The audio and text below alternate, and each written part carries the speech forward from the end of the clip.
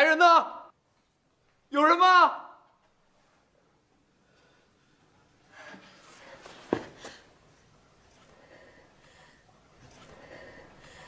你是谁呀？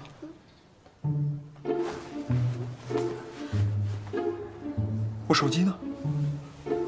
把我手机给我！我靠！看来昨天晚上真是喝大了，怎么跑剧组来了？子豪，你可感觉好些？哎呀，行了，别演了，把你们导演叫来，我要跟他聊聊。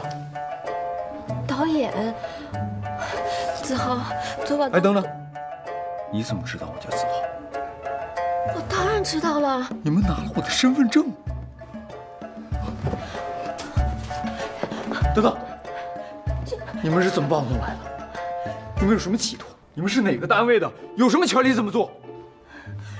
夫君，妾身是你的家人啊，你都不记得了吗？我衣服呢？把衣服还我，还有我的手机。钱包我不要了，钱我也不要了。你总得把身份证给我吧？这说的都是什么呀？这衣服，你不是穿在身上的吗？我想起来了，我被卡车撞了。我是不是死了呀？我还有一把老腰子呢。夫君，你是病了吗？你是不是不舒服啊？等等，谁是你夫君啊？我刚分手，哪来的媳妇儿？你说实话，你叫什么名字？到底有什么企图？夫君，你不记得妾身了吗？妾身是你的发妻雪影啊！发妻雪影？你别哭了，别哭了。看来我是真记不起来了。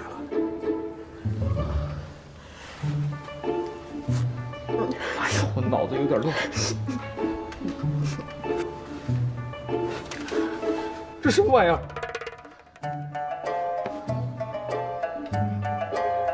你能帮我好好回想回想吗？这是哪儿啊？这是侯爷府，是咱们家呀。家？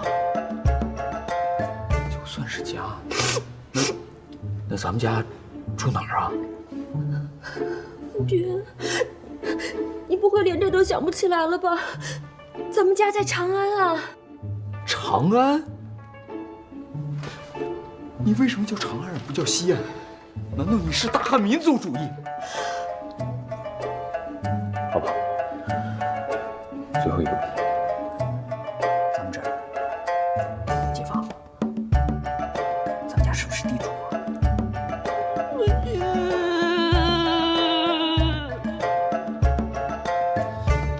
老朽倒是听说过一种怪病，多是因头部受创所致，轻者头痛且晕，健忘，目光呆滞；重者失语，偶不欲食，为肺不用。老朽妄自猜想，这小侯爷怕不是得了这种病吧？那可怎么办？我只是一时气急，没想到却气坏了夫君，我真该死。夫妻同苦共甘，棒打鸳鸯无散。夫人您行了，行了，行了，这都什么时候了，你还一套一套的。周大夫，这小侯爷的病到底有的治没得治啊？扎上一扎，兴许有效。嗨，这何谓扎上一扎呀？就是扎穴道，有4阴针、4阳针、4大总针、8法神针、9转还阳针、马丹阳12针、鬼门13针。这听着邪乎，这咋还兴许奏效呢？俗话说得好，扎一针胜过吃10副药，扎针拔罐，病好一半。那太好了，那快扎吧。且慢，俗话又说呀，宁开10副药，不动1分针。这到底扎还是不扎呀？不斩。我还是给小侯爷开10副药吧。夫人，药方在此。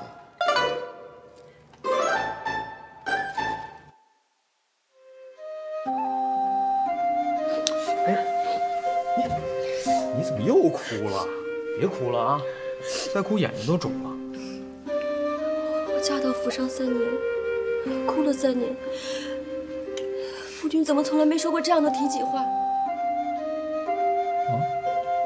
不会是为了外面那个不三不四的狐狸精，昨天可以气得背过气，今日醒来又装失忆下妾身，现在又这样低三下四来求妾身吗？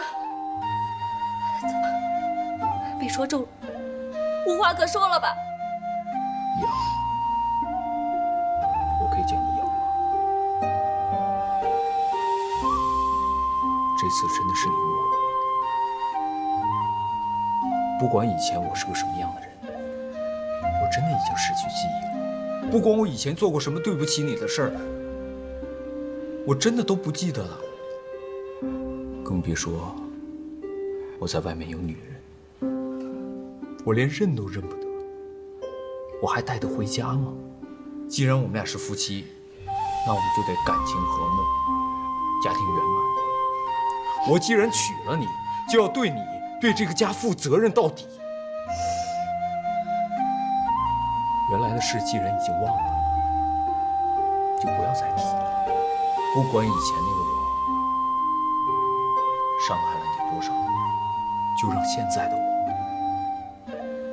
我给你一点一点的补偿。阳，我真的很饿呀，咱们俩能不能先弄点吃的再说呀？日子还长着呢。周大夫说夫君体虚，要少吃多喝，妾身这就去准备。哎，等一下，我的衣服呢？怎么穿来着？有点忘了。里边没扣上，这都怎么扣的呀？这个。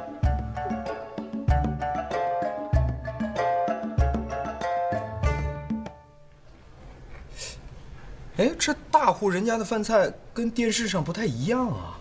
那些整只猪、整只羊、烧鸡啊、生猛海鲜什么的都在哪儿呢？又不祭祖，哪来的猪羊？还电视呢？夫君能考上个县士、府士，妾身就替夫人和老爷烧高香了。算了，跟你们说话说不明白，先吃饭吧。吃完饭，你带我在家里边转转，我好熟悉一下地形啊。大呀，真他妈大，不是一般的大呀！哎呀，这都走了4个院子了，前前后后什么门洞啊、拱门都过了5、6个了，还没走完。夫君，这就是咱们的正房，里面还有书房和卧房。按照现在的房价，即使是京郊也要3万一平。我王家的宅子少说有1万平，3万乘以1万，那就是3亿呀！我操，你现在正走在3亿的豪宅里，重点是这些豪宅就他妈属于你。去他妈的乡下，老子才不稀罕你。前面就是花园，这大晚上的黑漆漆的，就别去了吧，妾身怪害怕的。怎么，这花园闹鬼了？有阴，吓得妾身脚软云云的。脚软云云，这都什么词儿啊？夫君身体尚未恢复，要不妾身今晚就留下来服侍夫君吧。你平时都不跟我一起睡吗？自从进了这个院子，妾身就一直睡在东厢房。夫君平日很少回家，偶尔回来也是一个人安寝。妾身，哎呀，这王子豪还真是禽兽不如个禽兽。哎，那咱们晚上都干点什么呀？谁知道夫君晚上都做些什么？反正妾身是看一会儿书就睡了。这么单纯啊？哎，天刚黑，时间还早，不如咱们娱乐一下。那咱们下围棋吧。我知道夫君常常在外面赌棋呢。围棋不会下，会下五子棋。哎，算了，五子棋太难了。不如咱们还是先洗洗，然后到床上去玩。夫君使什么话呢？哎，你看你想哪儿去了？哎，我是说呀，我说咱们到床上去玩猜谜，这个输的呢给赢的讲故事，是吧？这个游戏最不费脑子，特别适合睡前玩。想什么呢？哎，疼！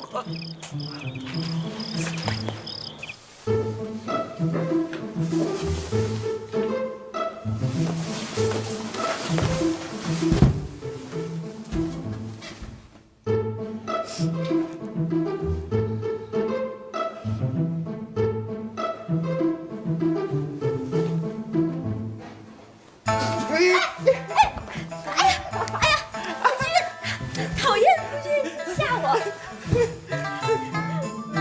看来夫君真是失忆了，以前就从来不会这样对妾身。那我以前是个什么样的人啊？该不会是个坏人吧？什么是好人坏人？在妾身这里，夫君是大大的坏蛋。哎呀，我是说，我有没有做过那种欺男霸女、鱼肉乡里、放高利贷，然后逼还不起债的人卖儿卖女之类的事儿？这怎么可能？这种事情在长安城里都不多，何况夫君的家教，更不可能做出这样的事。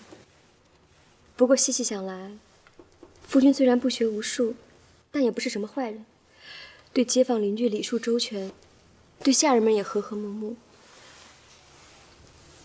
可是，怎么对妾身就这样冷言冷语呢？夫君干嘛？别胡闹！王修啊，王修，这件事算是你积了大德了。娶进门3年的媳妇儿，你嫌弃人家出身低，愣是一手指头没碰。哥们儿，我真心谢谢你。哎呀，夫君，你把蜡烛灭了。可是，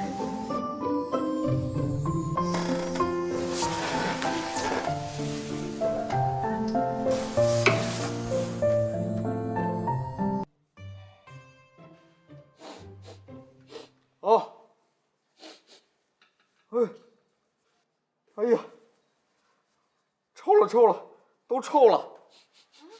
夫人你也臭了，多久没洗澡了？春种到夏收，洗了好几回了。春种到夏收，多少次梦回唐朝，如今他妈梦都碎了。夫君，二女，水烧好了没？别弄得跟烫死猪似的啊！老爷，水还要再烧烧，柴火有些湿。好吧，你快去。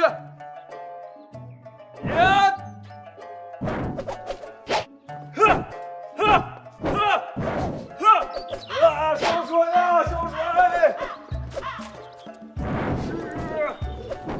哥哥呀！哥哥！夫人，老爷他，老爷怎么了？老爷他，夫君，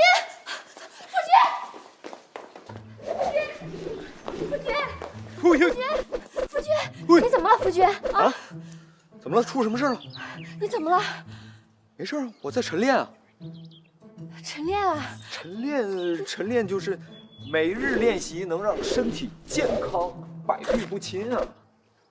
刚才二女来说你4阿姨正抽风呢，吓坏妾身了。听他胡说。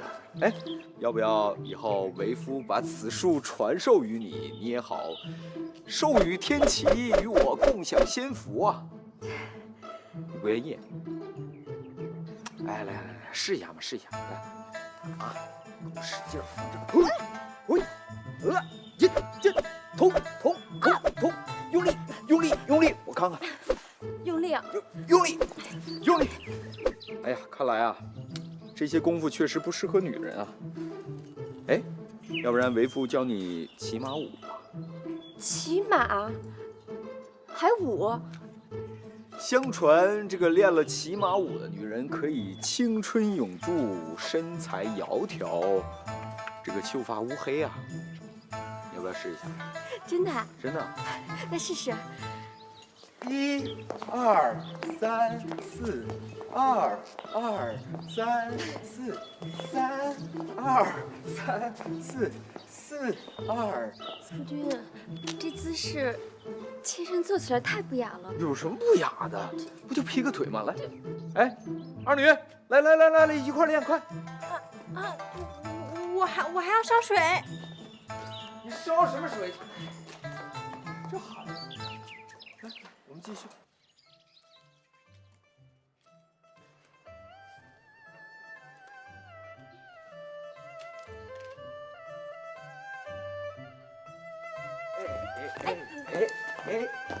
走了，洗澡了。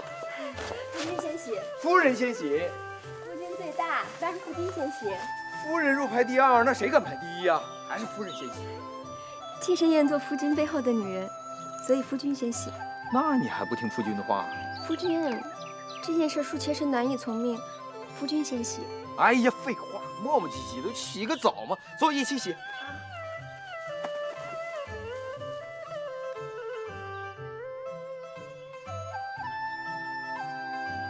哎，夫人，妾身自己来。害什么羞啊？不是说好一起洗吗？哎，人家就是害羞嘛。哎呀，夫君先出去，先出去。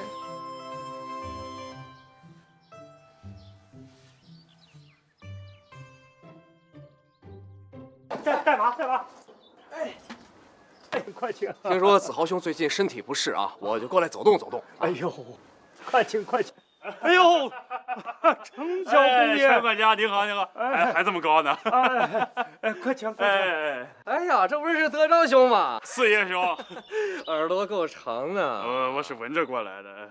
哎，最近程爷爷身子骨可好啊？精神着呢，他可是长安城有名的老不死。不，老寿星啊，每天早上起来5板斧呢。那是，程爷爷乃我大唐顶梁重臣，我辈之楷模啊！好说。哎，其实我爷爷那2下子哪及得上你爷爷当年潇洒呀？咱兄弟俩就不用奉承了啊！人不人高嘛，才说你能不？洗好了，夫人。哎，我看看，你被蚊子咬了。莫大惊小怪，谁人不被蚊虫叮咬？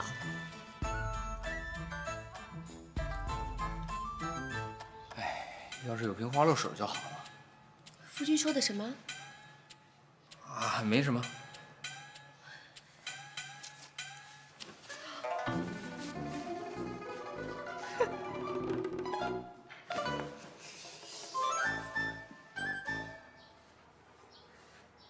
夫人，秦小公爷和程小公爷来访了，还有云家老爷身体不适，也差人来了。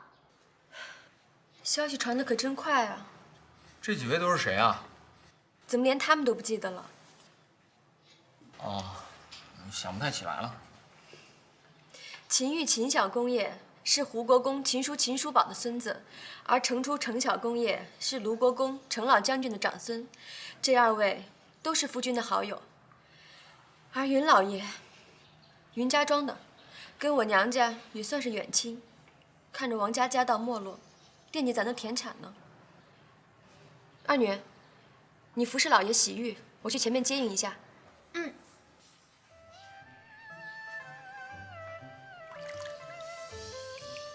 哎呀，看我这条美腿呀！这小丫头怎么不爱说话呀？老爷，妖精啊！老爷这一病，跟变了个人似的。对夫人好多了，对我也和善了。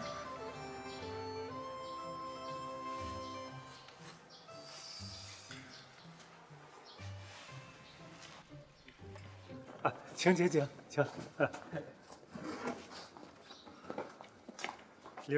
请。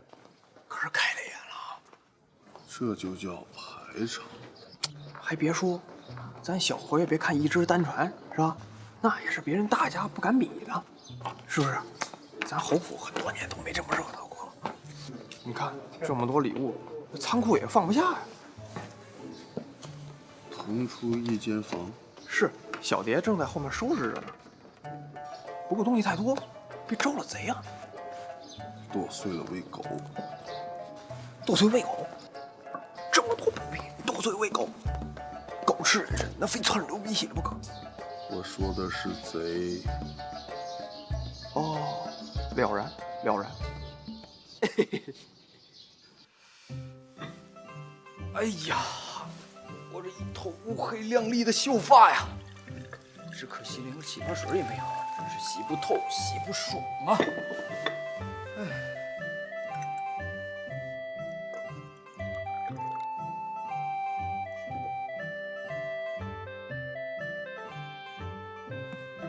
哟，这什么玩意儿？老爷，您不喜欢奴婢给您煎的茶吗？啊，不是，就是太烫了。奴婢帮您吹吹。哎，不用，晾晾就行了，晾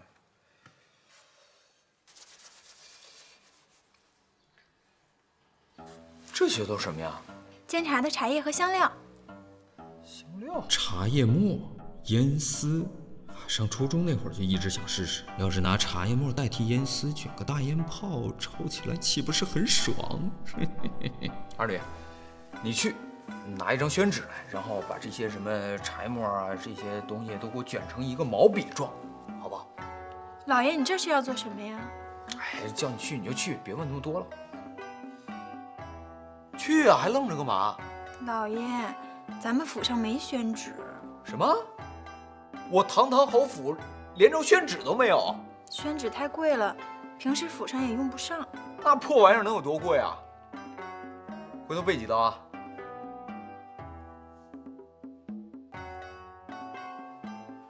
你老看着我干嘛呀？老爷生病了以后，完全变了个人，越发像个侯爷了。那老爷我生病之前什么样啊？累坏我了，客人送走了一波又一波，看来这王公贵族啊，还没忘了咱王家。夫人，崔小公爷过府了。夫君，妾身去外面照应着，你要是累了，就上去躺会儿。等，我看看，这大包，疼不疼啊？就是痒痒。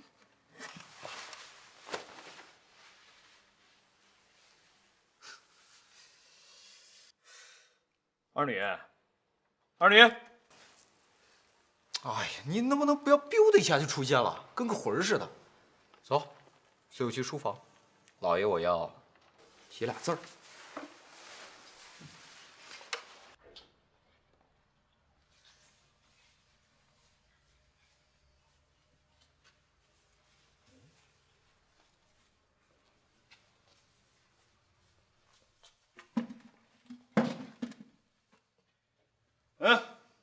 笔墨伺候。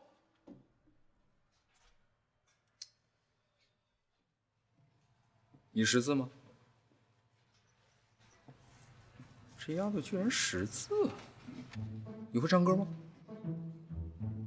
会跳舞吗？会弹琴吗？会跳骑马舞吗？你识字？会跳舞吗？会唱歌？真的识字？看来这丫头真的识字啊！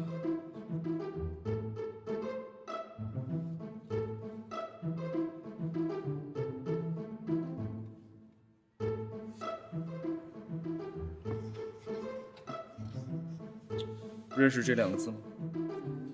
黄牛。从左往右念。牛黄。哎。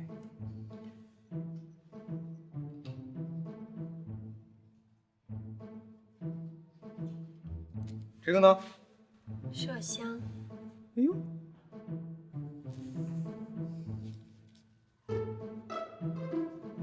这个。薄荷。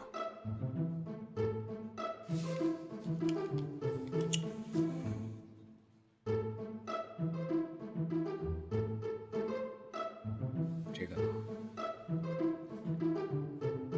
哎，你要再点头，我马上就要问你微博、微信、手机号。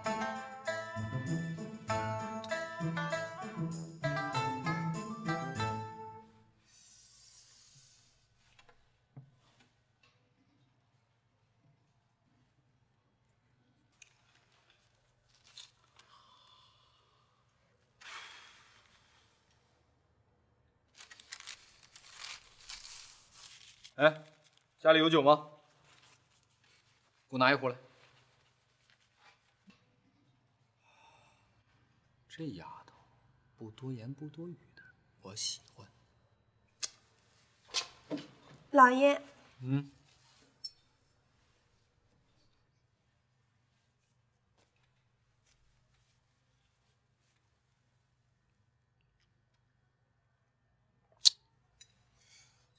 这酒也就20来度啊，这挥发率太低了，得想办法这酒蒸馏一下呀。蒸馏啊，蒸馏。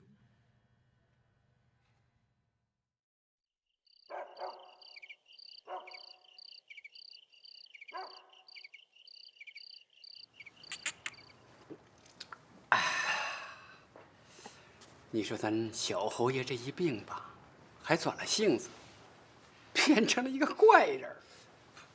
这脾性也变了。以前呢，小侯爷嫌弃夫人的出身，看不上眼。哎呀，从大婚到现在，还没碰过夫人呢。成天在外寻花问柳，还养了外宅。这下好了，这俩人还恩爱上了。这夫人呢，心也顺了，这面色也好了。我看呐，到明年这侯府要添人进口了。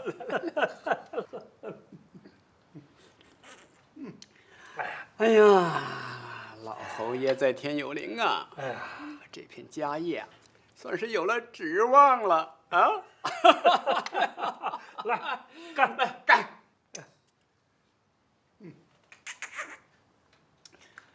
哎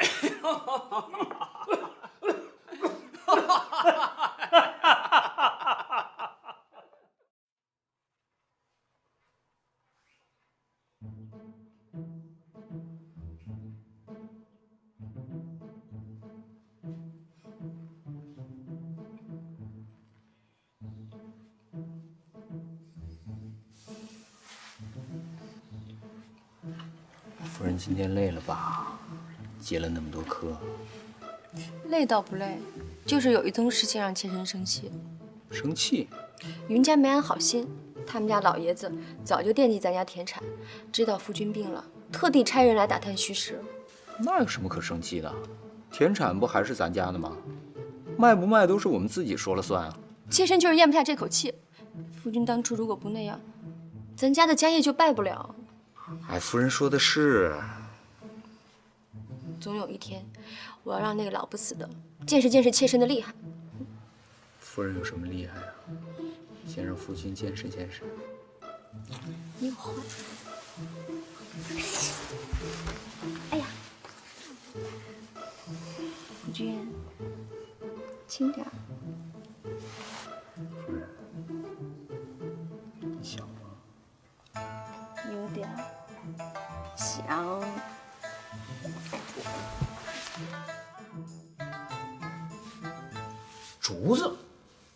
竹子可以做野流管啊！这丫头天生就是个捏背的，手法娴熟，出神入化，提神醒脑啊！二爷，你去给我找个大蒸锅来。快去，快去！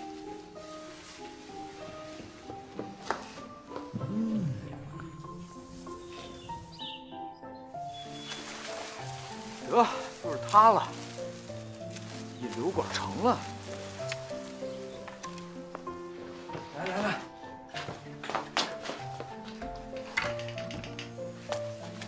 这么大的锅呀，这也太笨了吧！要是有个德国不锈钢锅还行。哎呀，算了算了，这大堂啊，什么都得凑合，凑合着来吧。来，给我搭把手啊！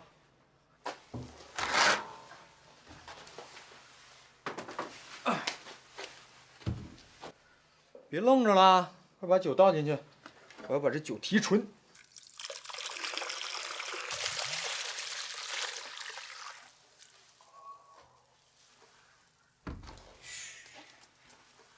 来，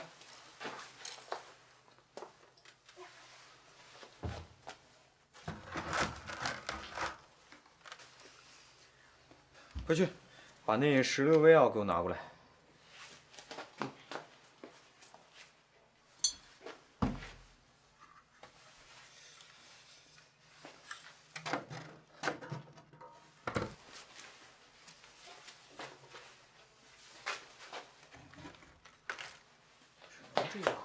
老爷，好，药准备好了，你先去磨一磨吧，我先上个茅房，你快磨，回来我看啊。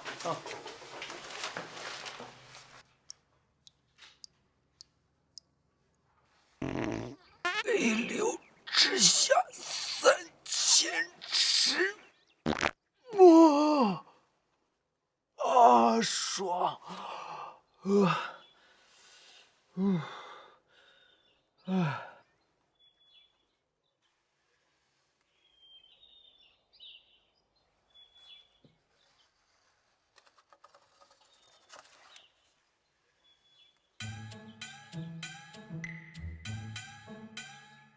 不是吧？这谁耍我？丧失了被挟宣旨吗？胡丈房是文化人，应该有宣旨吧？胡丈房，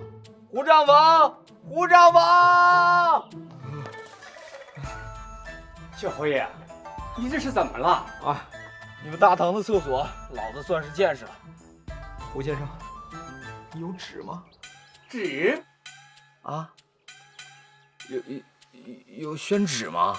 小侯爷，如厕的时候还要写字啊？我写个屁字，我擦便便啊！擦便便？何谓便便？老奴从来没听说过呀。便便就是屎，你非逼老子说糙话是吧？老爷，我要擦屎，听懂了吗？擦屎？擦屎还用宣旨啊？老奴我活了大半辈子，闻所未闻呐。再说了，宣旨这么金贵，老奴这儿哪有啊？难道我王子豪一世英名就要毁在这个棍子上吗？我的清风，我的维达，我的心相印呐！哎呀，小侯爷，恕老奴无能为力呀！哎呀，行了，你退下吧。是。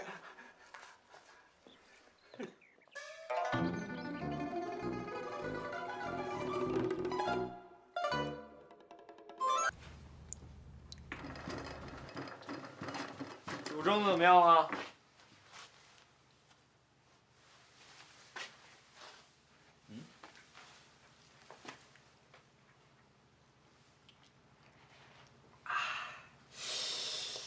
哎呀，不错，50度的老白干，味儿不错。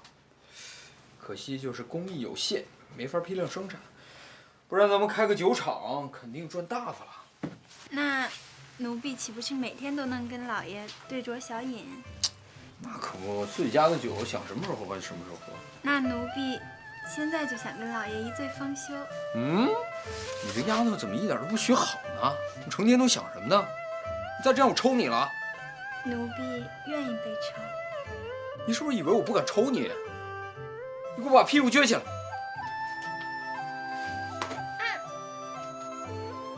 你下次这样，我还抽你。奴婢愿意等着下次。你是不是气我是吧？你快一边去，我还有事要忙。这丫头，今年的雨水多，夏粮入仓之前要好好的晒一晒。哎，对，晒晒不长虫，晒晒更健康。俗话说得好，天上一连班，晒谷不用翻。如若每天晒，幸福咱长安。你怎么那么多废话呀？粮食先不晒。云家庄的大文人来问转让田产的事，你去回个话，就说过些时日再说。行，但是钱叔，那个云家庄的嘴就是黄鼠狼的腚，他憋不出好屁来。这还用你说啊？赶紧去！哎，得，我这2脚一搓蹬，操啦啦啦啦！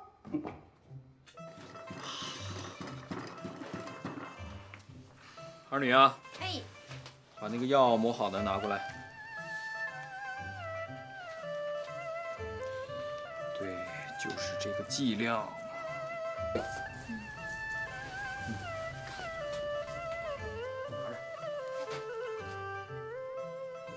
咱们先试验一下。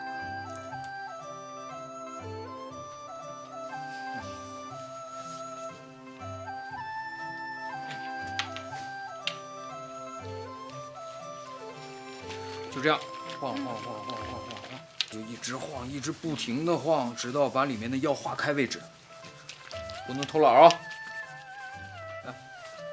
来吧，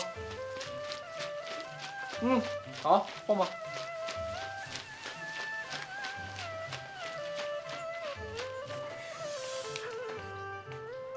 得给这个花露水设计个漂亮的包装，取个好听的名字呀。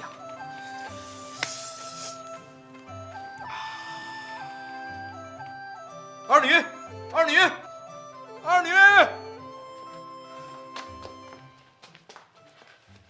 这丫头你还真实诚啊！你还摇呢？快，把这葫芦放那边去，歇一会儿。过来给我按肩。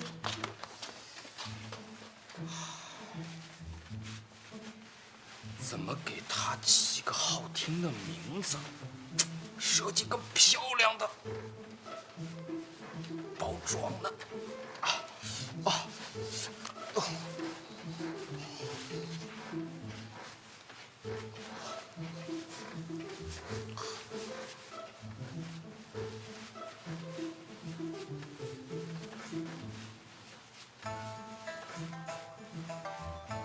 有了，就叫九花玉露啊！通通用那一大扎的小葫芦装起来，再涂上颜色，有意境啊！太有意境了。谁怜芳醉酒，春露到秋风，司空曙，好诗句啊！就叫九花玉露。这小丫头小手可真是神了，她这么一推一捏，我就思如泉涌，智慧百出啊！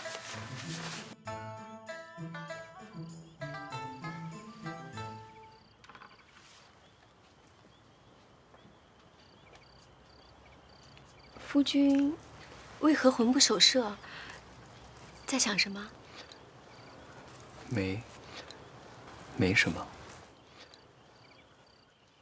对了，夫人，今日见你大作，无论是文采还是字体，颇具大家风范，堪称极品呐。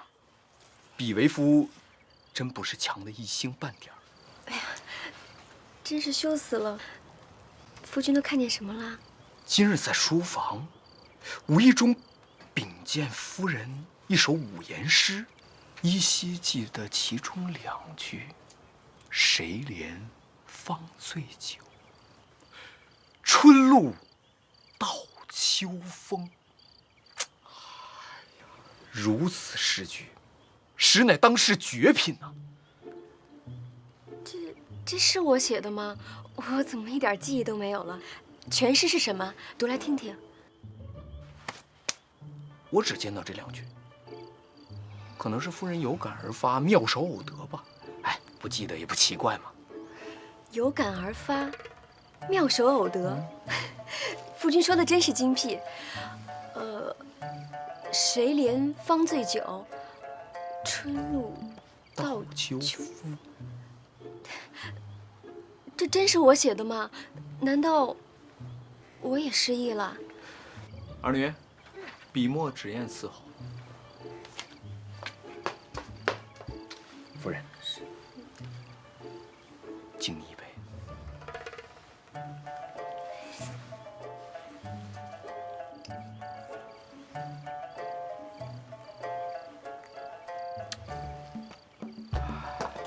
此2句才是绝句。夫人，快，此等诗句，定当流芳百世，快记上。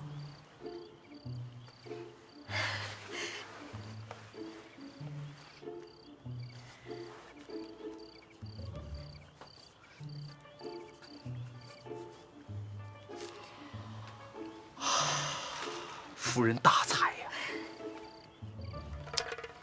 只是这些年在家里受了不少委屈，能得如此贤妻，夫复何求啊！来，这一杯就当是为夫为这几年给你赔礼了。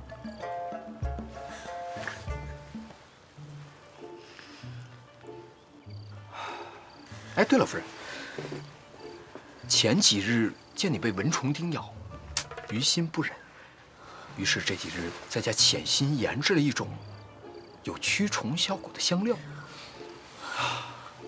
取名九花玉露，还请夫人题词。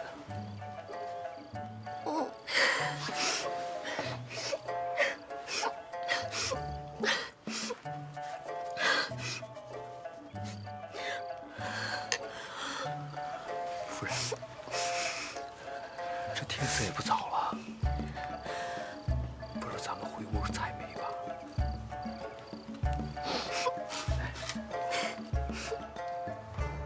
娘子，看看，全都买到了。你这是在侮辱我呢？我栓子办事儿什么时候办砸过？哎，你知道栓子是啥意思吗？系牲口的绳。放屁！哎，用小侯爷的话讲啊，就是靠谱的人。懒得和你说。嘿，我还懒得和你们这些粗人打交道呢，是不是？卸货了啊，乖。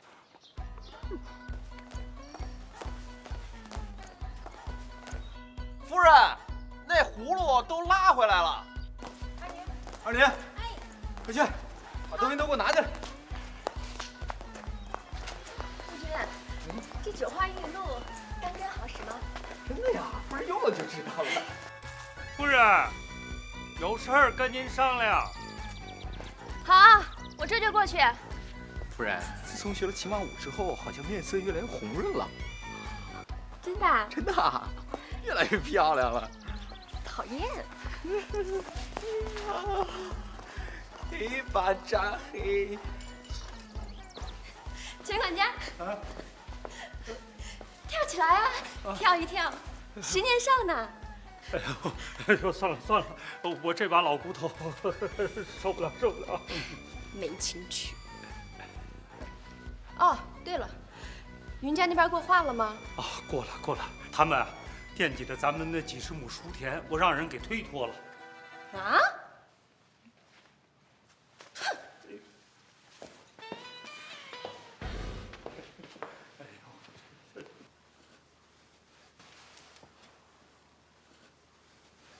九花玉露，太棒了！老爷，你还是个心巧的人呢。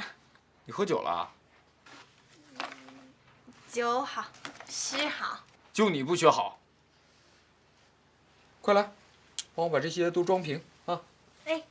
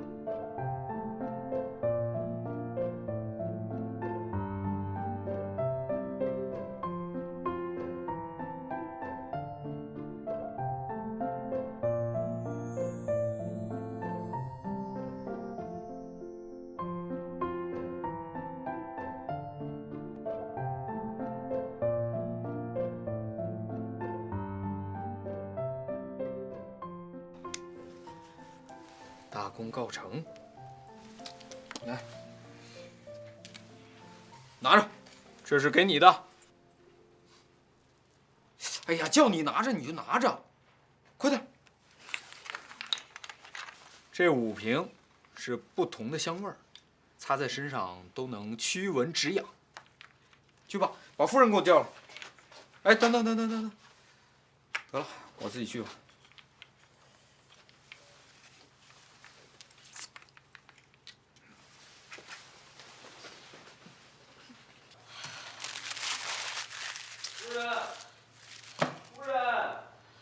夫君，啊，今天又做出什么好诗句了？都不如意。夫君，我都怀疑那2句不是我写的。别灰心嘛，你是因为太过执着，所以才束缚了自己。夫君所言极是。自从夫君失忆后，感觉夫君都像变了个人似的。是吗？哎呀，作死呀！夫人，我送你样东西。酒花玉露。哎，你怎么知道的？神了！夫君一进来我都闻见了，还用猜吗？快给我，快给我，快给我，快给我！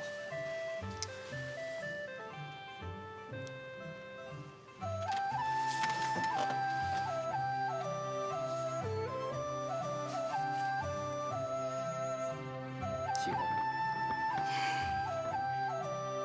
这是那天晚上我写的字，还有这2句诗。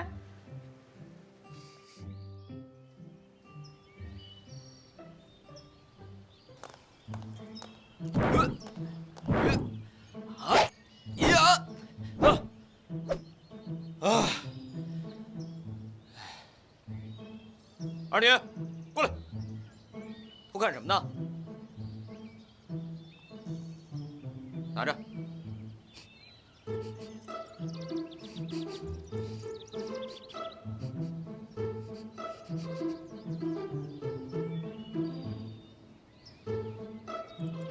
你抹了几种啊？5种你都擦了？你傻呀你！晚上去洗澡去啊！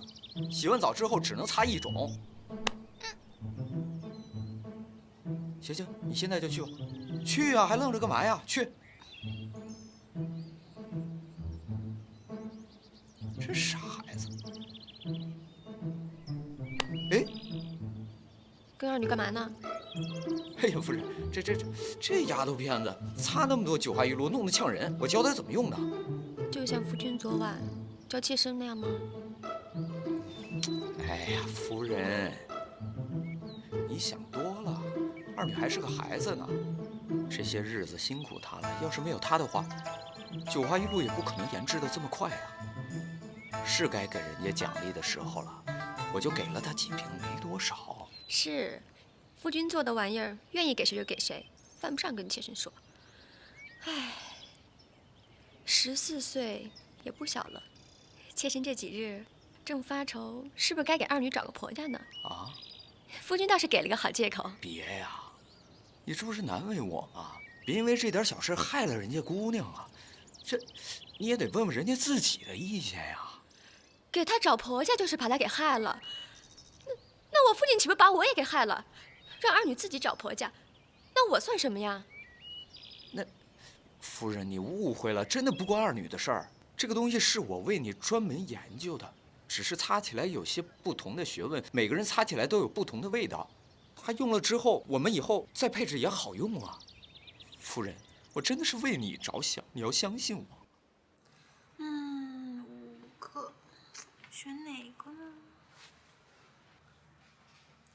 排排坐，吃果果，你一个，我一个，宝宝不再留一个。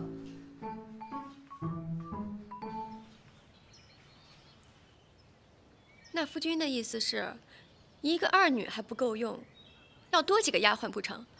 那要不，妾身把城里那位姑娘也给你接回来。哟，大姐，姑奶奶，我求求你饶了我行吗？我哪有你想的那么下作呀？我对你一片赤诚啊，简直是司马昭之心，路人皆知啊，天地良心。你别说什么城里的姑娘了，我连城都没进过，以前的事我都忘得一干二净了。这个院子我都没转全呢，我多冤枉啊你！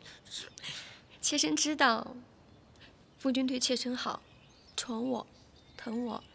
妾身都感受得到，妾身以为自己是全天下最幸福的女人了。这些日子，夫君都把妾身宠坏了，怕你病好了又像从前那样跑出去不回家，怕你再也不跟妾身说话。夫人担心的也不无道理啊。一个不让自己女人放心的男人，那真的就是一个彻头彻尾失败的男人。要不这样，咱们明天啊，不，今天吧，一会儿咱们就去城里把那个姑娘找出来，跟她说清楚。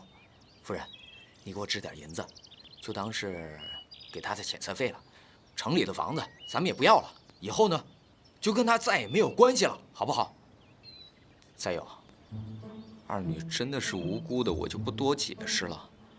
但是夫人，你要真觉得她的存在不影响到咱们俩夫妻感情的话，那就给她找个好人家了吧，也别说咱们家亏待了她，是不是？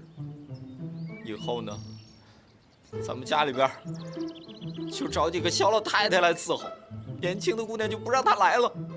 再有呢，别再有了，听得让人瘆得慌。这要让别人听见，还不笑话死妾身了？今天的事儿，实在是妾身无理取闹来着，夫君别往心里去。至于外面的那位马，咱王家也得给他个说法，不是？这事儿啊，夫君不适合亲自去，就交给妾身来办吧。总之啊，妾身一定让他满意就是。太好了，夫人。还有啊，二女的事儿，夫君也不用操心了。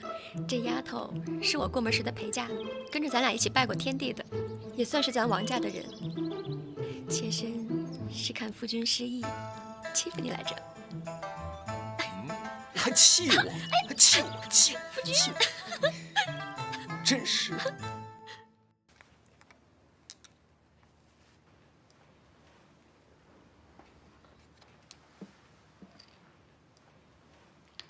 夫君，前些日子来探望咱的那些大人们家里，咱们得一一去拜会了。正好啊，我正想去看一看传说中的长安城呢。可是回什么礼好呢？别人可都是拿着重礼来的，这送轻了不合适，重了又肉痛。那还不简单，就九花一路啊！不行，这些都是我的。还有，夫君以后要是给别的女人送什么东西，必须得先经过妾身，不然妾身让她好看。哎呀，好，好，好，这批都给你，回头我再做一批，留着送礼的。再把你那几首诗也烧在这葫芦上，也给他们看看，我夫人多有文采，给我长长脸。那这次就听夫君的，改明儿啊，我亲自给夫君帮工，多叫几个下人帮忙，别把夫君累坏了。那可不行，我们这秘方可不能泄露出去。再说这活儿又不累，我看就二女得了。看来夫君还真离不得二女啊！这九花玉露一出来，就先送给她了。这里面的秘方，怕是也不想让妾身知道吧？哎呀，夫人说的这是哪儿的话呀？以后呢，家里的事儿就你说了算。这个方子呢，夫人就好好收着。以后夫人一句话，我就鞍前马后，鞠躬尽瘁，死而后已，好不好？夫君的秘方刀法是越发威猛了。别动！此处剑气未消，非常危险，还是等我去找你吧。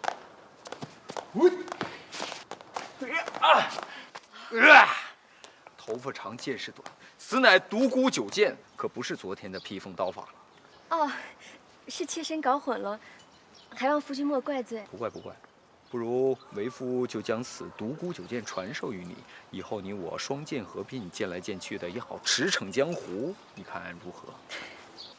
夫君说笑了，妾身一介女流之辈，肩不能挑，手不能提，就算得此剑法，也发挥不了其威力。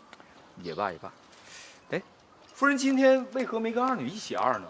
脸色看起来也很差，是不是这几日跟我一起上门回礼太累了？夫君不知道，每个月总有那么几天，腰酸腹痛、心烦意乱，而且也不适合大动作。用卫生巾啊？何谓卫生巾？你没用过卫生巾？夫君说的可是月事布吗？不哪行啊！当然得用那种吸水力超强的那种，左翻右翻前翻后翻都不侧漏的，弹力贴身才行啊！何处寻得此宝？这还得容我三思啊！夫君又说胡话了。哎呀，夫人既然不舒服，今天就好好在家休息吧。程老爷子那边，今天我一个人去。那怎么行？那陈老爷子性情古怪，我担心夫君一个人应付不过来。俗话说得好，程小金上阵也就那么3板斧，哪有这句俗话呀？再过个几百年就有了。反正夫人啊，你在家安心静养，卫生巾的事儿，我帮你搞定。谢谢夫君。小二货，继续啊。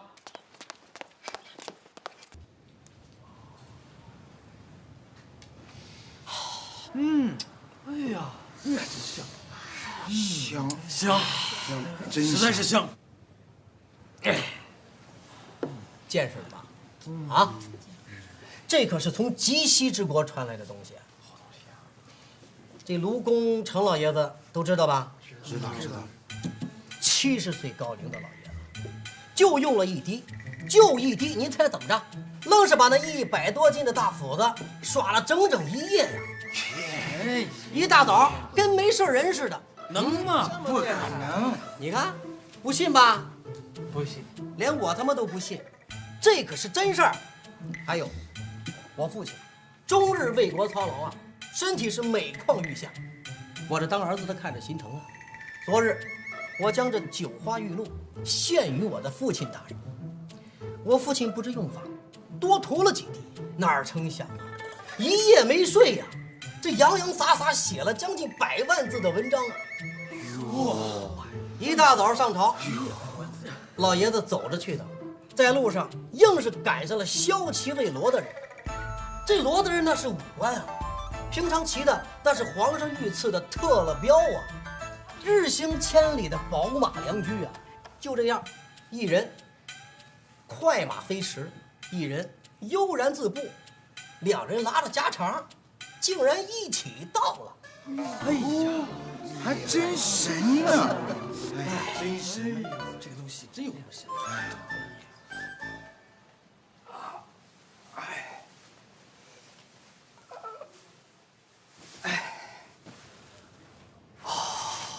忙活了这些天，终于搬礼给回完了。今天真是难得的清闲呐！这不是往脸上抹硫酸吗？甭说是古代，就是现代的化妆品也是花钱买糊饼啊！哎，我不是跟你说过吗？别老往脸上抹那些胭脂粉黛的，抹多了会毁容的。夫君，妾身今日要参加离县侯夫人的品诗会，夫君就迁就一下嘛。你昨天不是参加了吗？昨天是齐郡主举办的，和今日不同。那你今天又不陪我呀？我还想进城逛逛呢。让二女陪夫君去吧。一会儿妾身跟管家说一声，让他给夫君备上马车和随从，好不好？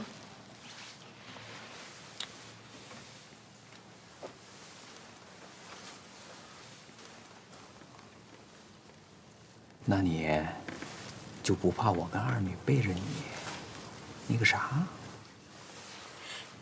妾身早知道夫君想了，夫君和二女那个可要偷偷的，妾身假装不知道，不妨事儿。陈雪影女士，你这样很奇怪，我非常不习惯，好吧？夫君，妾身屡屡收到邀请，都是夫君的功劳。以前啊，妾身因为出身的原因，都不敢跟那些有身份的女眷在一起，甚至想都不敢想。可如今，都是因为酒花玉露，各种聚会，妾身都无暇分身了。那我可真跟二女去了。不过你真得听我的，这些东西少往脸上抹。你说你年纪轻轻、漂亮佳佳的，不用这些东西照样好看。夫君对妾身最好了。这几日啊，妾身才知道那些个女眷啊，别看表面风光，其实没几个幸福的。那些公爷侯爷，哪个不是妻妾舞女成群？像夫君这样对妾身宠爱的，真是少之又少。夫君，以前是妾身不懂事儿，太糊涂了。妾身以后一定改掉嫉妒的毛病。妾身知道夫君喜欢二女，所以今日夫君就跟二女单独在一起，让妾身适应适应。夫君意下如何？有这么适应的吗？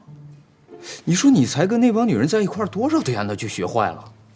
你再这么说话，小心我抓了你出不了门。夫君饶命，妾身再也不敢了。妖精，白天就放过你，晚上我再收拾你。赶紧收拾，收拾完吃早饭，我先走了。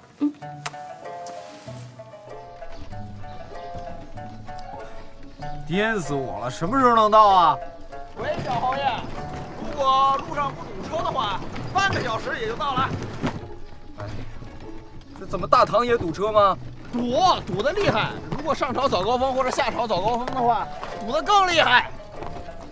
你这马车减震系统也不过关啊！小侯爷，您坐稳啊！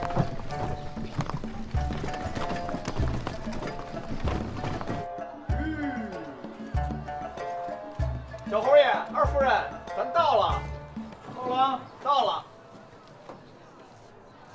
嘿嘿嘿。哎呀，够热闹的呀！都赶上王府井步行街了。小侯爷，这是咱们长安街的西市，是整个长安城里边最热闹的地方。要不您和二夫人先逛着，小的这马也该喂了。好，你也歇歇啊。哎，我们进去逛逛。好嘞，侯爷。走。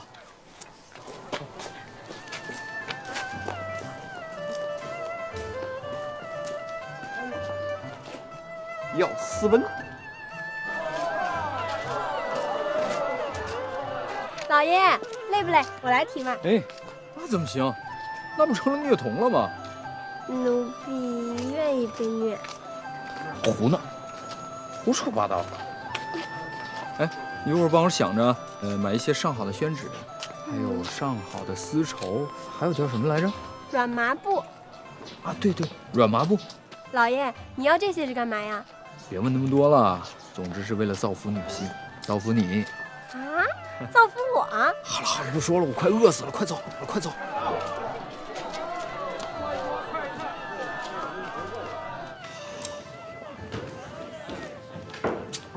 你站着干嘛？吃饭呢？快坐下，这不是家里边，哪有这么……豪兄，哎，这位仁兄是叫我吗？子豪兄，才不到2月你就把我给忘了。哎呀，不敢。小弟我之前得了一场大病，现在这个记忆力不太好。哦，坐下说嘛，坐下说。好。你是欠我银子还没还吧？子豪兄说笑了，我是张胜啊。你长安城的邻居，子豪兄都忘了？失敬，张兄，我这个记忆恢复的不行。我还是没想起来我的什么邻居？你张兄家住何处啊？看来子豪兄真是失忆了，难怪你上月初离家一直未归，您夫人非常着急呀。夫人，这位姑娘是？我给你介绍一下啊，这位是贱内。不才失礼了，拜见嫂夫人。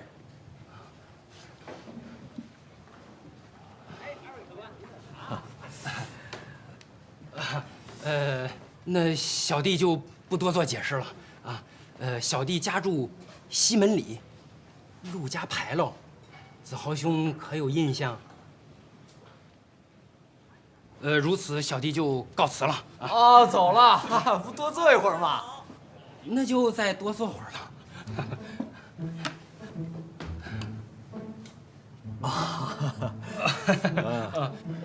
子豪兄在城里有处宅子，可还记得？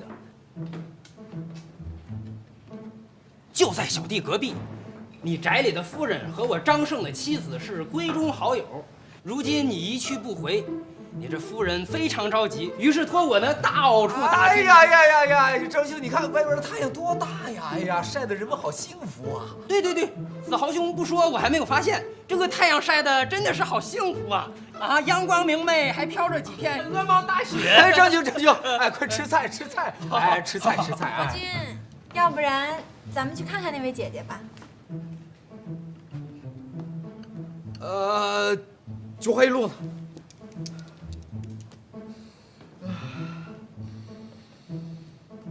子豪兄不舒服啊？这个老毛病了啊，不要紧。那小弟去雇辆马车，咱们这就去看看夫人。真去啊？夫君，那能不去吗？还有甲呀。啊，去嘛去嘛！啊，就当逛街了嘛。去。知道老爷我为什么不让栓子赶车了吗？笨，因为今天的事儿，只有天知地知你知我知张胜知，不能让第4个人知道，明白了吗？唉，今天的事儿想好怎么办了吗？老爷，如果今天咱们不来的话，那个武姬横竖也是个死，就算夫人把他打死在西市，也没有人管。老爷一会儿进去把他偷偷杀掉。反正老爷也有契约在呢。啊？哪儿呢？这个是上月老爷晕倒的时候，奴婢从您身上拿的。臭丫头，拿了我的东西为什么不给我？你那个时候对夫人不好，奴婢替夫人生气。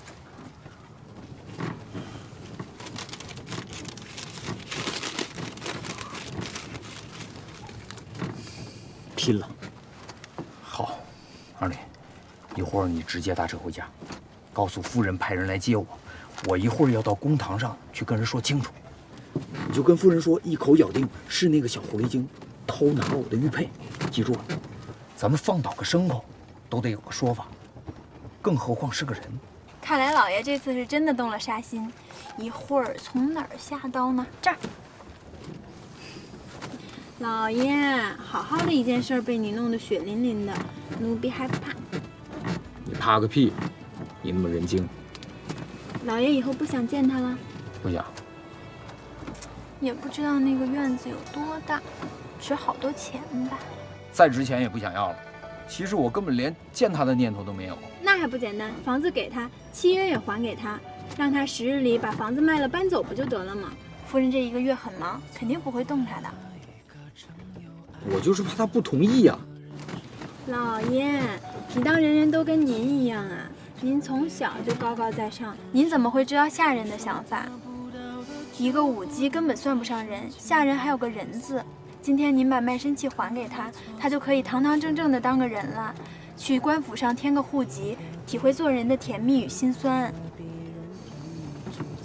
唉，想不到这古代女子如此守信，想想当今这儿了，哪儿这么容易就给打发了？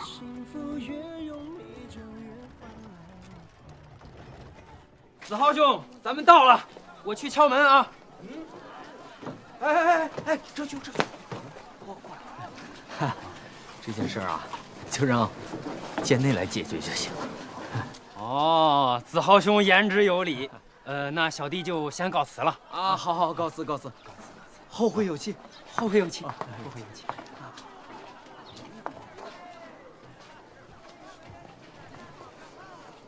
这次就让你替老爷我解决这件事了。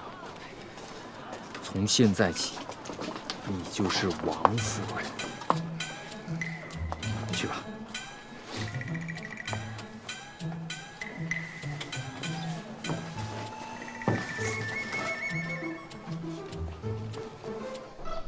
看着我，哎，看着我。想吃不想？想吃啊！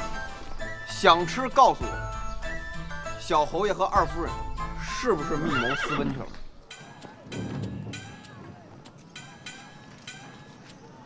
姐姐，别送了，这天色也不早了，快回去收拾东西吧。夫人，您的大恩大德，小女子没齿难忘。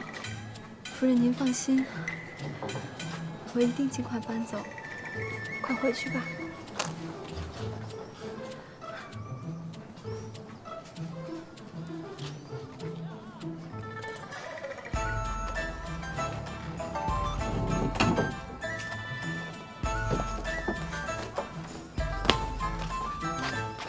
怎么样，成了吗？真的？哎呀，太好了，这事终于解决了。一会儿咱们俩还得去一趟西市，再吃顿饭。你中午都没吃好，立了大功了你啊！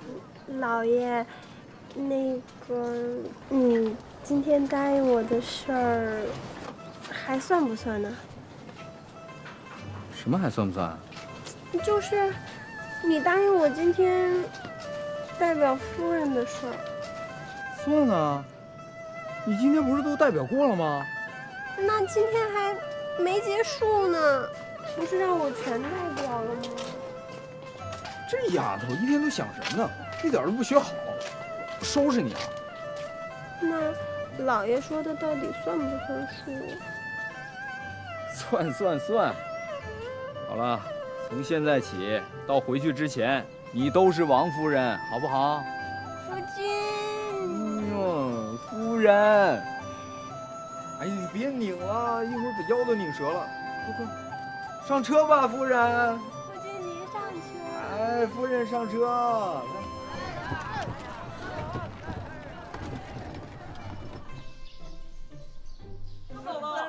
要不要走啊？哎，怎么不动了？小侯爷，是晚高峰。夫君，急个什么呀？不急，夫人。夫君，你看外面的云多美呀！秋高气爽，风轻云淡。夫君，今天真是好啊！没有夫人好。夫君，自从你生病了之后，你就完全变了一个人，对夫人的种种好，妾身都看在眼里，妾身为夫人高兴。坐过去啊，坐好了，快到家了。我一身味儿，回去还得解释。嘿，二娘子。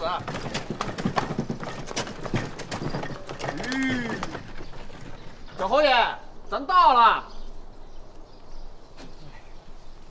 小侯爷回来了。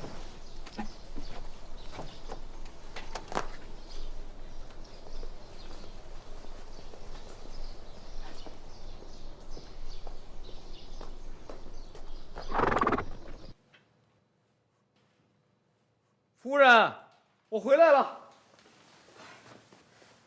哎呀，累死我了！二女，你去烧壶水来，给我洗洗澡。哎呀，我这身上一身臭汗。哦，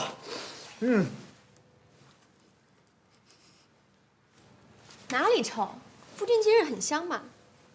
啊，对，我差点忘了，今天我特意去素颜斋，给夫人买了一瓶绿色无添加的上等胭脂。新上市的品种，啊，我最喜欢的味道。听说是金秋限量版的，只发售250套，啊，那现场火了去了，人山人海的，我好不容易才挤进去，挤得我一身臭汗，我得去洗洗。哎，等等，夫人有何吩咐？二女今日服侍的如何？夫君可还满意？不好，太不好了！这丫头傻不拉几的，笨手笨脚，气得我真想抽她。夫君息怒，那丫头好歹是我的陪房丫头，教训她是我分内的事，就不劳烦夫君了。我这就去抽她。哎，别！对待小孩子应该以教育为主啊，打坏了就不好使唤了。我就说说，还没真抽呢，夫君就心疼了。哎呀，我差点忘了啊！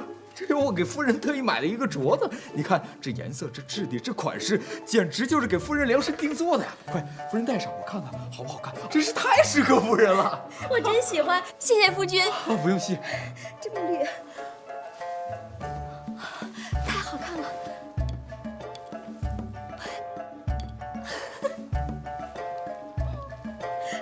夫君对我真好。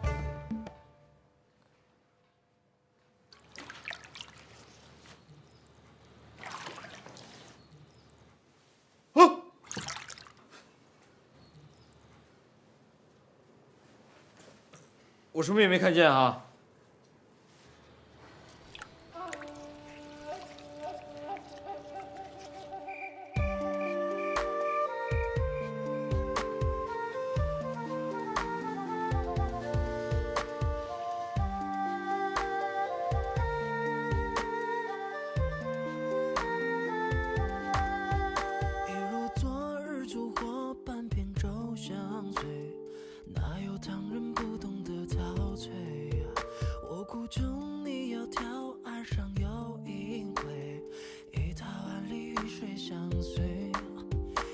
穿错了嫁妆才能有快乐。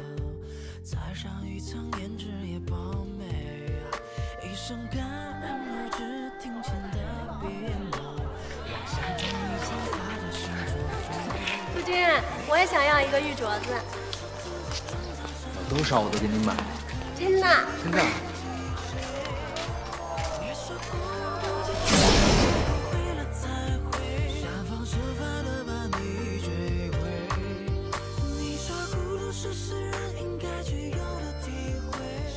夫君。哎，夫君昨日在书房用的什么功？不会又在研究什么奇轮妙方吧？哼，就等你问。夫人，哎，你看，这是什么？这什么呀？这就是为夫跟你说的，可以左翻右翻前翻侧翻都不侧漏的弹力贴身呐。那这是什么？这个是新一代的小裤裤，丝滑透气，让女人倍感呵护。那这该怎么用啊？哎，看，把这个穿好，把这个呢，就贴在这儿，就可以了。那夫君给妾身做个示范吧。哎，我堂堂70男儿，怎可做如此苟且之事？哎呦，夫君，你快说，你要急坏妾身啊！将这个放在夫人膝下3分钟。哎呀，夫君快，羞死人了！老爷，程小公爷来了，正在前厅等候。好了好了，我先走了。回来看你穿好哟。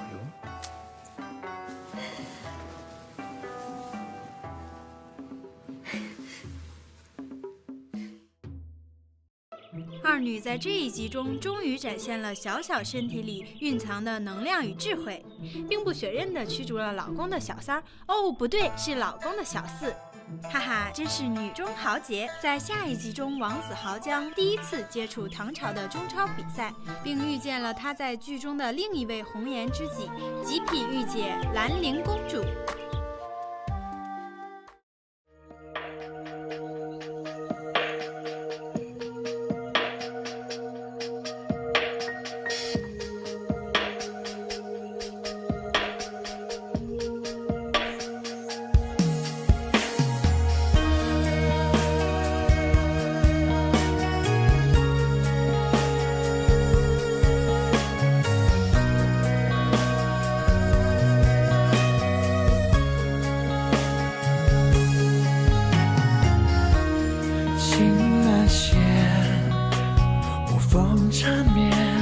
双双功名比肩，30年流水间落花誓言。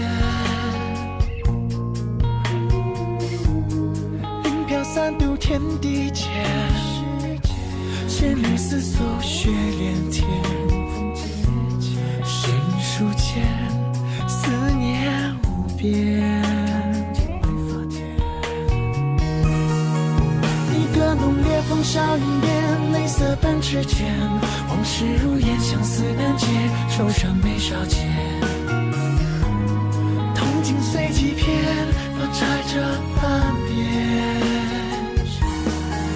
那个难言一曲眷恋，题饮昆仑边。往事断线，我身犹念，心上江湖间。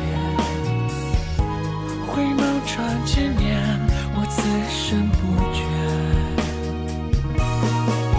一个浓烈风少云边，泪色半指尖，往事如烟，相思难解，愁伤眉梢间。铜镜随几片，发钗着半边。离歌难言一曲眷恋，题饮昆仑边。往事断线，无声犹念，心上江湖间。回眸闯千年，我此生不倦。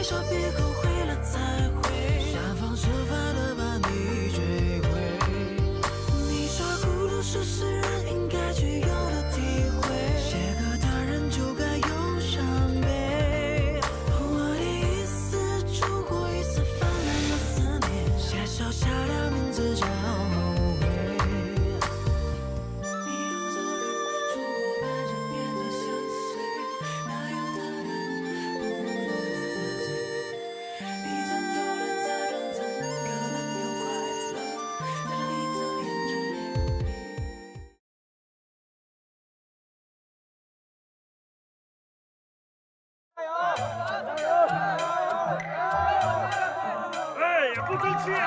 传，打他，打他！你，我教你们什么？打他！你抱他，抱他！你，哎，哎，射呀！早说，早说，你懂这个？蹴鞠啊，是一种非常讲究这个战略对峙的游戏。你说你这些球员都是死缠烂打、光凭蛮力，这能赢得了吗？啊，子豪兄，我萨足球队去年一共40场比赛，3胜36负，惨了。那还有一场，球员犯规太多，禁赛2场。那你战功不错嘛。子豪说笑了。抱他！我爷爷看，爷爷，时常跟我念叨你，说是晚上能上我们那儿坐一下，可好？哎呀，这看球，先看球啊！看球！太光有心了！谁说好球？谁说好球？哎呀！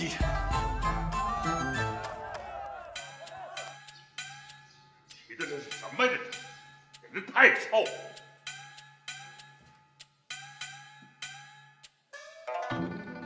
程爷爷，拜见程爷爷。爷爷。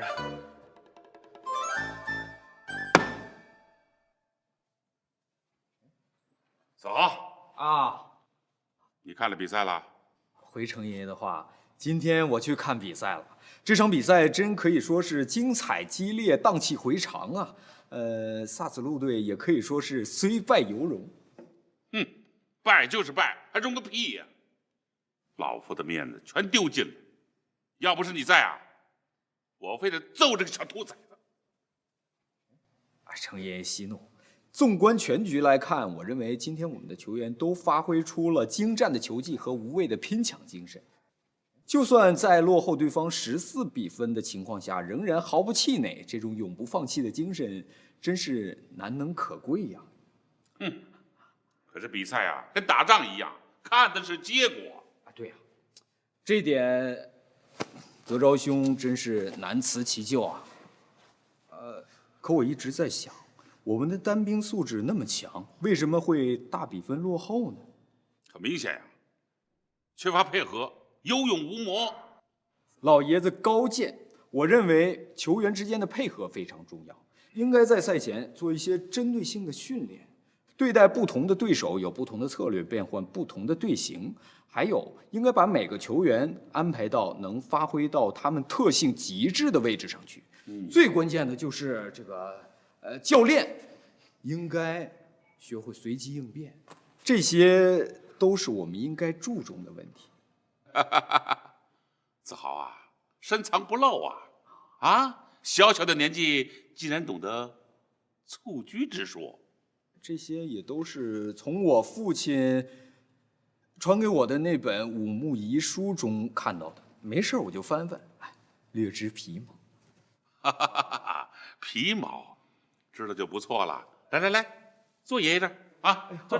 谢谢程爷爷。哎呀，子豪啊，现在这个冬季大赛马上就开始了，我们这个队啊是6连败了，再不扳回来，6年倒数第一，老夫这面子往哪搁呀？啊！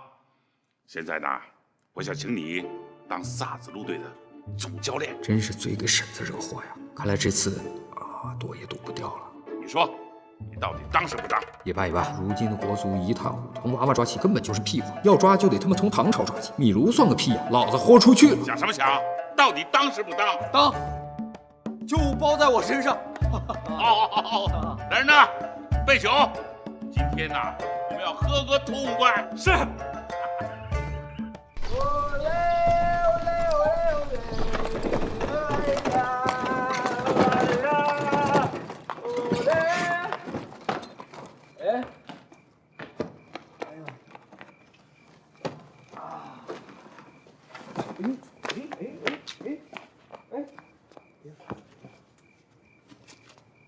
小侯爷能行？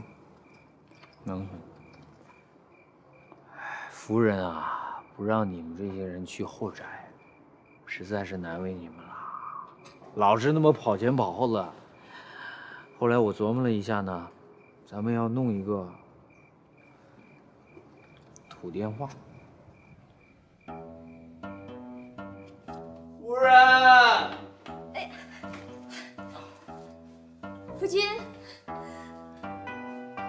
夫君，夫君喝多了。没喝多。夫君，我有话跟你说。什么话？真的是太神奇、太舒服、太贴心了。什么东东？就是夫君早上送给我的那个很贴身的东东啊。夫君，你看，怎么动？怎么动？怎么动？怎么动？怎么动都不怕。夫人喜欢就好，喜欢就好。谢谢夫君。怎么谢？等过几日齐心身体好了的。好。哎呦！这么早就来了，还真是干事业的人哈。哪里啊？先说，主要是秋天的比赛要再输的话，爷爷非跟我抄斧子不可。那就走吧。昨日的比赛有数名球员受伤了，今日也是不宜再训练啊，过个4、5日再说吧。今天不能训练，不代表不能总结经验啊。昨天新办，这不正好组织大家总结一下经验，讨论一下战术，再回放个录像看看什么的。子豪兄，我今天带你去同福楼对诗会的。对诗会？那有个屁意思啊！一帮穷书生唧唧歪歪的。子豪兄有所不知啊，这对诗会啊，全都是文人墨客、窈窕淑女啊。你到底去不去？窈窕淑女？那我跟夫人请个假。哎妈，你且与夫人说是与我商议蹴鞠事宜，万不可跟她说起对诗会的事儿，切记啊。走着，走。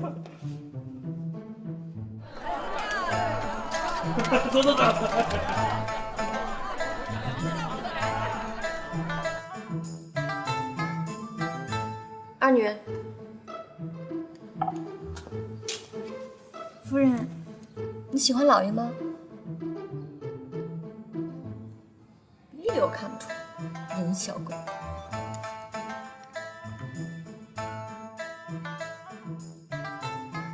好酒量啊！德州兄仗义啊！兄弟海量啊！不愧是豪杰之士。今天既然如此雅兴，小弟就献丑了，为大家吟诗祝酒，怎么样？吟诗祝酒，挺好。男人不喝酒，交不到女朋友；喝酒不唱歌，那酒等于白喝。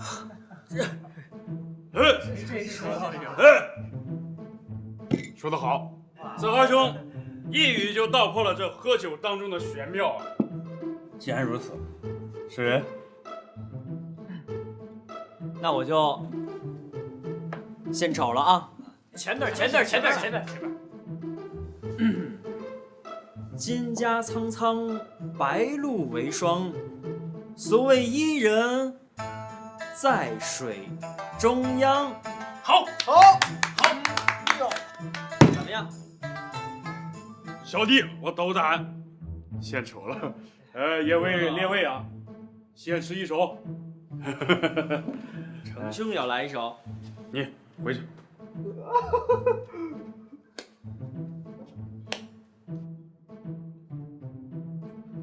近万里兮，渡沙漠。为君将亲，奋匈奴。路穷越兮，诗人催。世中王兮，名已颓。老母已死，虽欲报恩，将安归？我听我爷爷念过。你爷还会念诗呢。哎，好吃。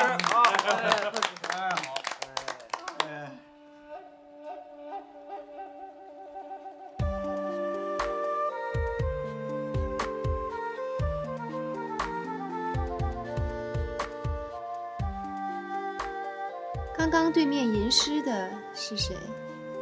回公主是通国公崔老将军的孙子崔章崔氏人。就是这声音如此银绵无力。那接下来这个又是谁？回公主，这位是程老将军的孙子程初程多章。果然有程家门风，就连这嗓门都颇有金歌之声，吓得本宫心惊肉跳。哎，各位兄台，今天大家聚会，我发现子豪兄一直都不动声色啊，没错，是不是？久闻子豪兄可是诗画双绝，不如借景旁色，作诗一首，也给我们添添情趣，让我们见识见识子豪兄的大才，怎么样？没错，子豪兄来，诗画双绝可不敢当，不敢当啊！小弟前日那个脑袋犯那个病，现在还不太好，诗画这个记忆已经忘了。各位要是不嫌弃呢，那我就给大家来个舞刀助兴，如何？好，太好了！那小弟就献丑了。我这个降魔刀法，可是我在失意之间用心悟道的。总共864式，耍起刀来，刀在人在，精尽人亡。你们大伙儿都给我闪开！快刀！此刀法怎么如此有韵律？抖刀，完全没有见过的刀法，与众不同。甩刀，拧刀，此刀法果然新颖。再有就是暗器了。哇！暗器我喜欢。厉害！这个人是谁？他在做什么？回公主，此人便是因诗议政而传遍长安城的王修王子豪，他现在正在舞刀弄枪，其套路招式极为深奥，奴婢看不明白。他就是王子豪，那九花玉露就是他配制的。他还有一个才情双绝的夫人，是不是？是，正是此人。有点意思。去，传本宫的话，请对面的才俊来此做客。是。行，我自己来。哎，谁让你们进来的？夫人，是小侯爷让我们来挂土电话的。这土电话是干嘛用的？小的也不知道，反正老爷就是说。你先等会儿，夫人。你继续说。别闹。小的也不知道，反正就是小侯爷让说挂这个土电话，然后夫人就不允许我们进内院，也就是说不让我们进内院，有了土电话就能一劳永逸。也就是说呢，就是这次进内院永远不让我们进内院。哎，行了，说了半天都没说清楚。二娘子，你告诉我，这土电话是干嘛用的？老爷让做的。我问你是干嘛用的？能方便联络。怎么个方便法？夫人，那个还是让我说吧。是这样的，这个土电话呢，您和老爷在后院摇这个铃，前面那个铃呢就响了，我们这些仆人呢就知道你们和老爷出事儿了。如果我们仆人出事了呢，就在前面摇那个铃，然后后边的铃就响了，你就知道我们仆人出事了，就是这么便利。夫人这办法果然神妙，你们继续。哎，等等我呀！我喜欢。各位才俊，兰陵公主有话，请到对面雅间一叙。走。接过公主，接过公主。都坐吧。今日在此偶遇我大唐才俊，遂冒昧相邀，感谢各位赏光。不敢，我等受公主相邀，荣幸之至。在下崔章，谢公主赏识。在下程初，接过公主。公主体态优雅，真天人也呀！贱的。子豪，你刚刚舞刀并未尽兴，就被本宫打断，是否继续啊？公主，子豪兄的刀法虽然精准，但是这刀剑无眼，更何况雅间又十分狭小，不如我们在这雅间里来饮酒猜眉，或者是作诗作赋，或者抚琴高歌，公主意下如何呢？衣冠禽兽。哎，施仁兄言之有理呀。不过我病后失忆，诗词歌赋我看就免了吧。要不咱们换点别的？哎，不行，这个可不行啊！都是禽兽，想看我的笑话，没那么容易。子豪，既然大家都不同意你取消，那就按世人说的办吧。一会儿你若真觉得为难，本宫替你向他们求个情，如何啊？公主好意，子豪心领了啊。一会儿还请公主手下留情，多多周全。胡先生，夫人让你算一下，今年的收成能兑换多少银子？比去年多了2成。哎呀，今年的日子好过多了，再加上小侯爷生病的时候接的那些礼金，侯爷府总算是缓过气来了。不，这接来的礼金呐，早晚都得还出去，这些个不能打在开销里。说的也是啊，接多少还多少，人情往来自古都是如此。不过也知足了。前些日子夫人还要变卖嫁妆和首饰呢，现在看用不着了。咱们王家的先人显灵了，让咱小侯爷害了这么一场大吉大利的病。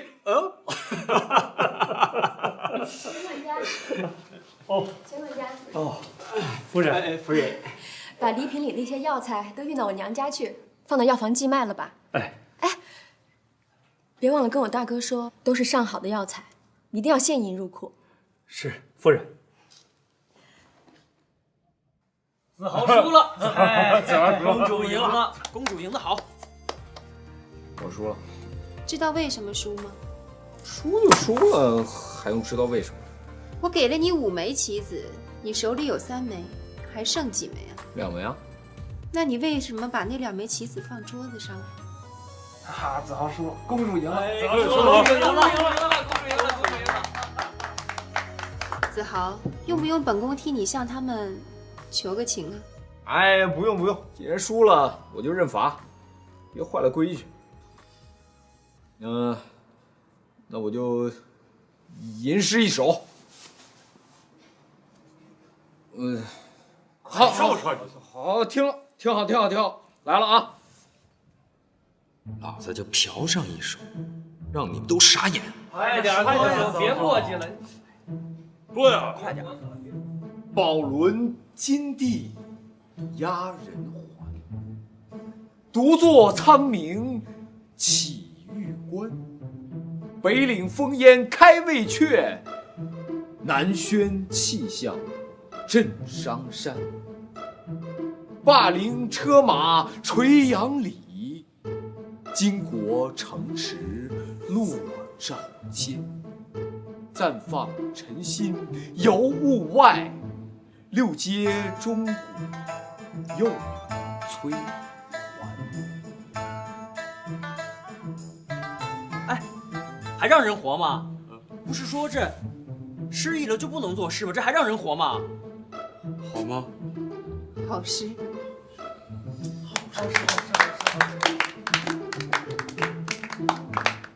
不过这首诗的作者不是我，我爷爷。去你爷爷的！说来有些不好意思哎，反正也不是第一次了，就再嫁祸他一回吧。这首诗的作者就是剑内王陈氏，字学友。这么晚了，夫君怎么还没回来？这个蹴鞠有那么好看吗？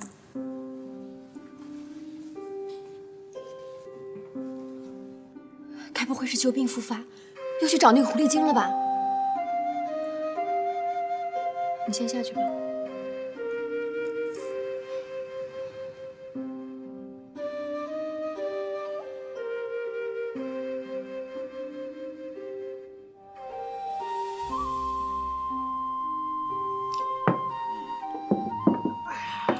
子豪兄可真是好福气啊，娶得如此才女，真是羡煞旁人。子豪兄真的是可怜呐，妻室才情如此卓绝，这平日里子豪兄该如何在他面前昂首挺胸啊？是啊，是啊，此等女子只可远观，不可迎娶。我如遇此女，定然以死相决啊！哦，二位说的没错，子豪兄惧内的这个事情是真的。你不知道，他每天都围着他夫人的裙子打转呢。而且你知道吗？他上我们家用餐都要请下人回府禀报。真的，这听我跟你说了啊，你知道吗？只要他夫人派下人来我府上来一趟，你知道他的表情是什么吗？